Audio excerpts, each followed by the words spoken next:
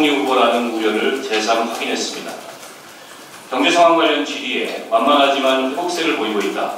4대 분야 구조조정 등 개혁 조치를 취하고 있기 때문에 시간이 지나면 성과가 날 것이다라고 낙관적으로만 답변하는 등 안이한 경제인식을 드러냈고 구체적인 대책도 전혀 제시하지 못했습니다. 국민들은 경제가 어렵기 때문에 경제총리가 지명됐으면 좋겠다고 생각했습니다. 그런데 공안 출신 황교안 후보자가 총리로 지명되면서 여러 가지 우려들이 나왔습니다. 이번 청문회 과정에서 황교안 후보자는 그와 같은 우려를 전혀 해소하지 못했습니다. 메르스 사태가 확산되고 있고 정부의 대응에 대해 국민의 분노가 들끓고 있음에도 불구하고 황교안 후보자는 박근혜 대통령이 메르스 대처를 제때 잘하고 있다고 평가하는 등 국민의 기본적인 인식과 동떨어진 그런 모습을 보여줬습니다. 넷째, 아파트 다운계약서 작성, 증여세 및 종합소득세의 청문회용 지각 납부, 장남 병역근무 특혜 의혹이 새롭게 확인되었고 상습적인 과태료 체납 등을 감안한다면 엄정한 법을 집행하고 솔선수범해야 할 국무총리로서 적정한지 의문이 제기되고 있습니다. 아파트 다운계약서는 당시의 관행이라고는 하나 이는 고위공직자로서 적절한 행위가 아니며 증여세 및 종합소득세 지각 납부는 전형적인 청문회용 납부였습니다.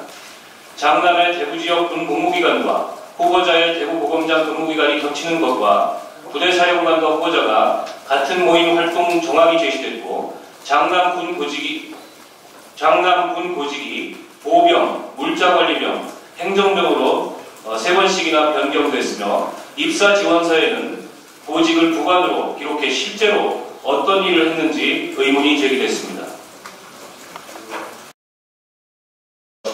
시작해야 되니까 짧게. 네, 정관예우 관련해서 짧게만 말씀드리겠습니다. 오늘까지 3일 동안 황교안 후보자 청문회에서 정관예우 문제를 집중적으로 검증해왔습니다. 정관예우는 단지 법조계의 낡은 관행이거나 혹은 변호사라는 직역의 그 직업윤리를 위반한 문제를 넘어서는 굉장히 중요한 사회 문제라고 생각합니다. 돈과 권력을 가진 이른바 우리 사회의 지도층이라고 하는 사람들의 어떻게 보면 카르텔을 만들고 그런 카르텔은 대한민국 사회를 유전무죄, 무전유죄의 사회 그리고 유권무죄, 무권유죄의 사회로 만들고 있습니다. 저는 그 화이트 칼라 범죄에 가까운 그런 문제가 바로 이 정관예우라고 생각합니다. 그런데 황교안 후보자가 지난 3일 동안 보여줬던 정관예우에 관한 인식은 단지 본인이 퇴임한 그 기관의 사건만 맞지 않으면 된다는 매우 나태하고 안이한 인식을 보여줬습니다. 로펌에 들어가서 돈 버는 데만 연연이 없는 변호사라면 그런 답변을 할 수 있습니다.